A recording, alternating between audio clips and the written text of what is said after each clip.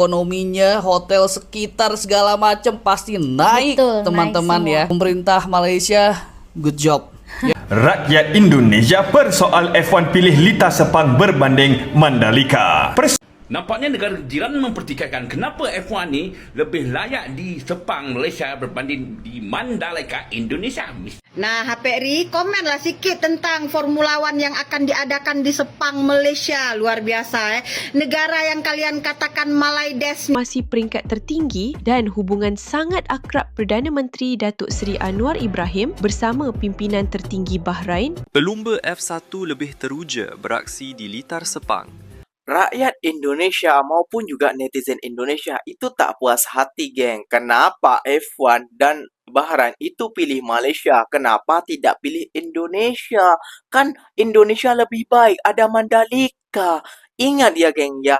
Sepang dan Mandalika itu beda level, geng. Gak usah dijamak, gak usah disamakan.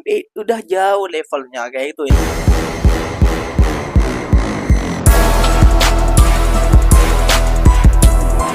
Assalamualaikum warahmatullahi wabarakatuh, geng. Berjumpa lagi bersama saya Iki. Gimana kabar saudara-saudara, sahabat-sahabat saya? Semoga kabar kalian selalu baik-baik saja. Dilindungi oleh Allah Subhanahu wa taala, dijauhkan dari segala bala musibah dan diberi umur panjang. Amin ya rabbal alamin.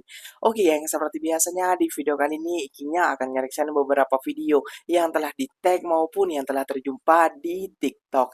Dan di video kali ini Ikinya akan nge-reaction sebuah video tentang dari berpuluh-puluh negara. Kenapa F1 ini pilih Malaysia? Nah, sekarang Ikinya akan mengulas video tentang F1 lagi nih, geng. Karena ada netizen daripada negara Ikinya kayak itu yang tidak puas hati, geng. Kenapa harus Sepang kayak gitu? Itu Sepang apa namanya, geng ya? Sepang lintas apa tahun jalan udah lama kayak gitu ya, geng ya. Ini Mandalika yang baru, pemandangannya cantik dan sebagainya. Ya, ditertawakanlah oleh orang-orang Malaysia. Kalau kalian berpikir seperti itu, ya seperti tidak puas hati lah ya, geng. Ya, kenapa harus pilih Sepang? Kenapa tidak Mandalika? Bukan karena semata-mata ya, geng ya. Bahrain ini untuk memilih ataupun F1 ini untuk memilih Sepang, geng. Karena kecerdasan pemimpinnya juga, geng. Kalau Prabowo kan cuma pelangap-pelongo. Namun kalau Datuk Seri Anwar Ibrahim ini dipilih langsung oleh F1 dan juga Bahrain kayak gitu ya, geng ya. Jadi gak usah berlama-lama, jom kita simak dulu bersama-sama. Namun sebelum simak jangan lupa dulu dong, geng, sokong channel ini dengan cara apa? Subscribe, like, comment, and share-nya. Apa benda janji juga kado. Oke, kita simak dulu videonya. Let's go. Breaking news, ini dia pengumuman yang ditunggu-tunggu sama semua fans F1. Sepang is back, guys. Nanti di tanggal 2 sampai 4 Oktober ya, di antara Azerbaijan dan Singapura untuk menggantikan Bahrain Grand Prix ya. Tapi namanya Formula One Gulf Air Bahrain Grand Prix in Malaysia, guys. Jadi memang rumornya kan katanya dibiayain sama Bahrain. Terus minjem sirkuit lah istilahnya gitu di Malaysia. Dan menurut gue sih ini win-win solution ya.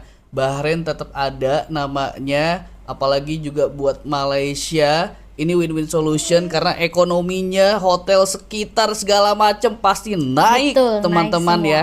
Jadi menurut kita ini pemerintah Malaysia good job ya. Setelah 9 tahun akhirnya balik lagi ke Malaysia, walaupun belum pakai nama Malaysia, tapi ada namanya loh, Bahrain Grand Prix in Malaysia. Itu menurut aku udah the best ya. Ya, mungkin Malaysianya minta juga kali, nggak mungkin bikin di Malaysia namanya Bahrain doang. Iya, nggak mungkin kayak Bahrain Grand Prix tapi orang tahu itu di Malaysia gitu. Jadi in Malaysia ini kayaknya baru ya.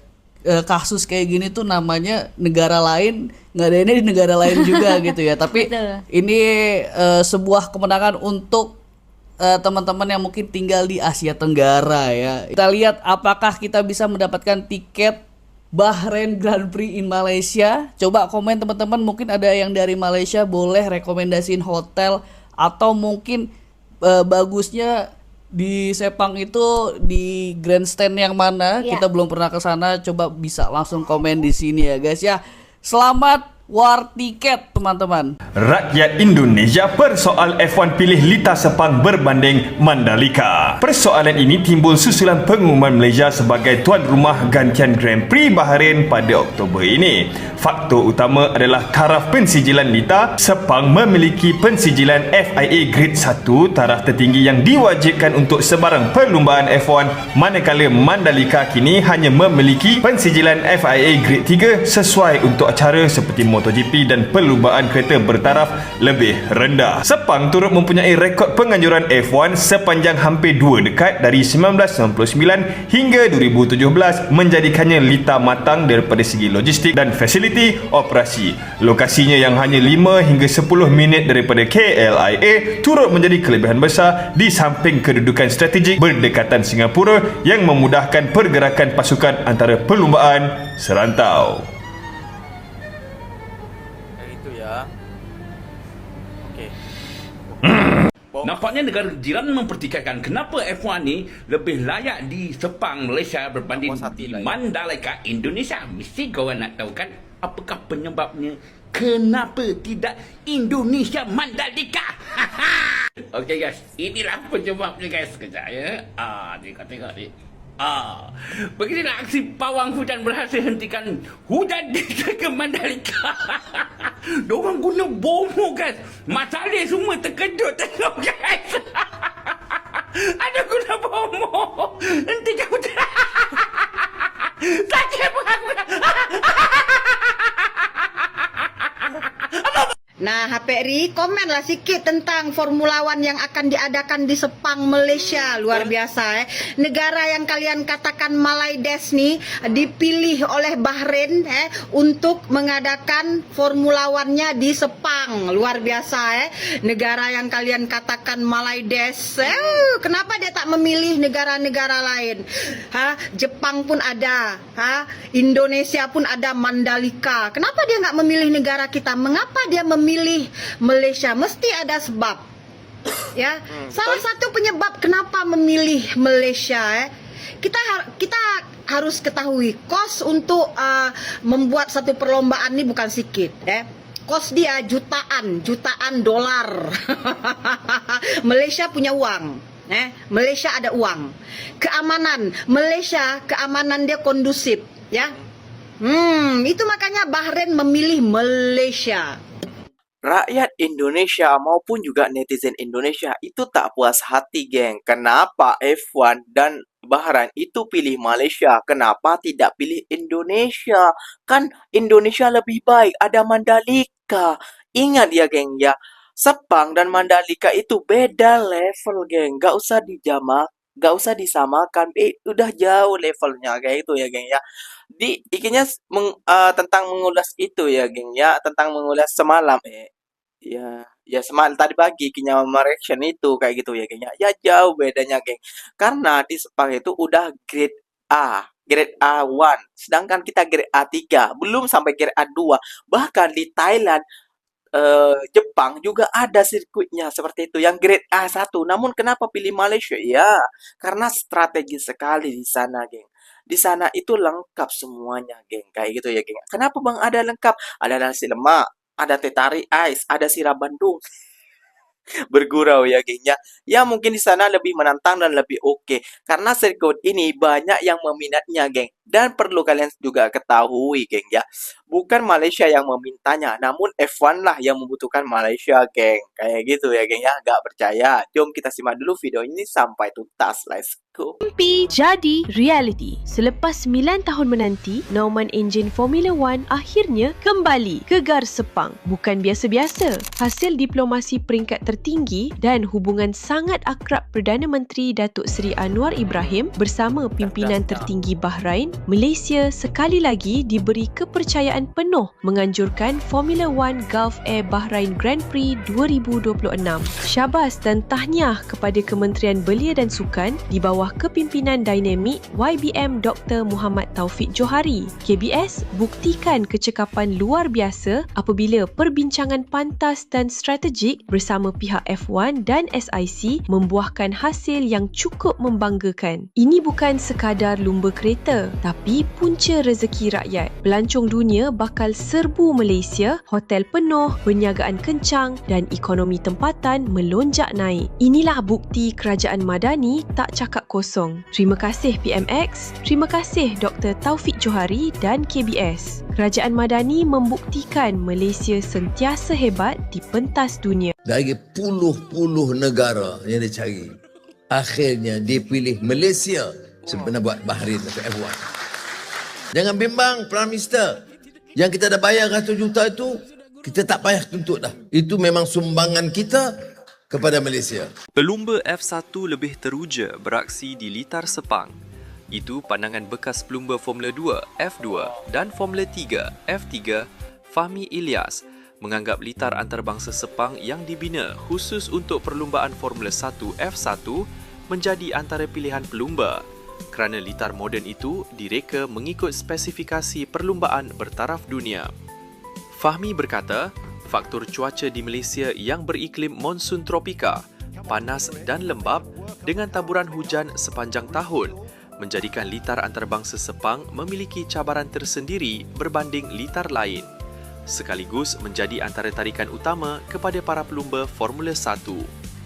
Menurutnya, selain litar antarabangsa Sepang yang menawarkan cabaran tersendiri dan memberi keterujaan kepada pelumba, litar moden lain yang turut menjadi perhatian ialah Shanghai di China dan Bahrain kerana dibina mengikut spesifikasi perlumbaan Formula 1.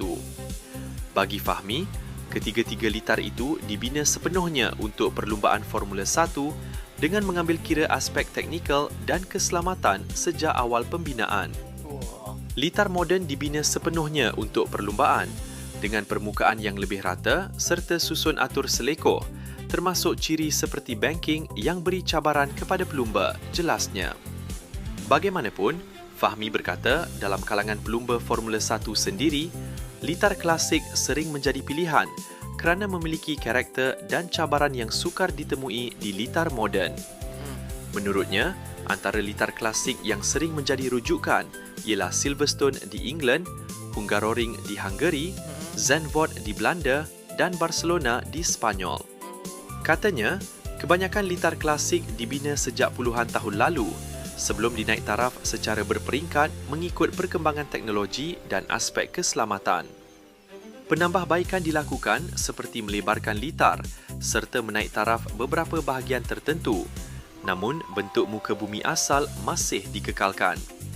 Itulah yang menjadikan litar klasik mempunyai identiti tersendiri dan memberikan pengalaman pemanduan yang lebih mencabar, katanya. Sebagai contoh, menurutnya, litar Spa-Francorchamps di Belgium masih mengekalkan karakter semula jadinya apabila laluan perlumbaan melalui kawasan hutan sebelum kembali ke kawasan terbuka, sekaligus menjadikan litar itu antara yang paling unik dalam kalender Formula 1. Menulas mengenai kategori lain, Fahmi berkata, litar jalan raya pula menggunakan jalan awam yang diubah suai, sementara untuk dijadikan litar perlumbaan sepanjang berlangsungnya Grand Prix. Untuk rekod, secara keseluruhannya, Formula 1 terbahagi kepada 3 kategori utama, iaitu litar klasik, classic track, litar moden, modern track dan litar jalan raya, street track. Nah, udah tahu kan sekarang, geng, siapa penyebabnya? Ya, karena para pemimpin-pemimpin Malaysia itu, geng, sangat dekat dengan para pemimpin-pemimpin yang memiliki kuasa tentang mengikuti perlombaan ini, geng. Kayak gitu ya, geng. Ya, jadi, para pemimpin Malaysia ini menurut Giginya cerdas, pandai, semua bisa lah menurut Giginya. Mengatur ekonomi, mengatur para pelancong, mengatur pajak, mengatur apalagi ya, kesehatan, pendidikan, dan mengatur lain sebagainya. Cerdas. Ya, kalau pemimpin kita. Kalau kalau kita ya, level pemimpin kita ya, levelnya di situ-situ saja lah, kayak gitu ya, guys ya. Dan juga tahniah Ikinya mengucapkan kepada negara Malaysia, telah lagi F1 hadir lagi di negara Malaysia. Meskipun Ikinya tidak bisa menonton ke sana, karena tiketnya lumayan mahal, kayak gitu ya, geng ya. Ya, nggak apa-apa lah, Ikinya berharap mungkin tahun demi tahun lagi Ikinya bisa nonton MotoGP ke apa ke untuk pergi ke Malaysia ini kayak gitu ya, geng ya, untuk menonton kayak gitu ya, geng ya. Namun sekarang udahlah kubur-kubur dulu. Harapannya semoga nanti bisa kayak gitu ya, geng ya. Dan tahniah juga kepada Malaysia karena ekonomi kalian akan berkembang. Nah, kayak gitu ya, geng ya. Jadi di sini sudah jelas kan, itu lagi yang beda levelnya Sepang dan juga Mandalika. Jadi gak usah berapi-api, terlalu berapi-api nih netizen Indonesia apapun netizen Konoha. Oke, yang mungkin videonya sampai di sini saja. Semoga video ini bermanfaat dan semoga kalian suka dengan video-video gini. Terima kasih banyak buat kalian yang telah like, comment, and share-nya. Apapun benda silahkan komen ke bawah. Janji jangan begaduh. Oke. Wassalamualaikum warahmatullahi wabarakatuh, geng. Berjumpa lagi tahu di mana di next video. Bye bye.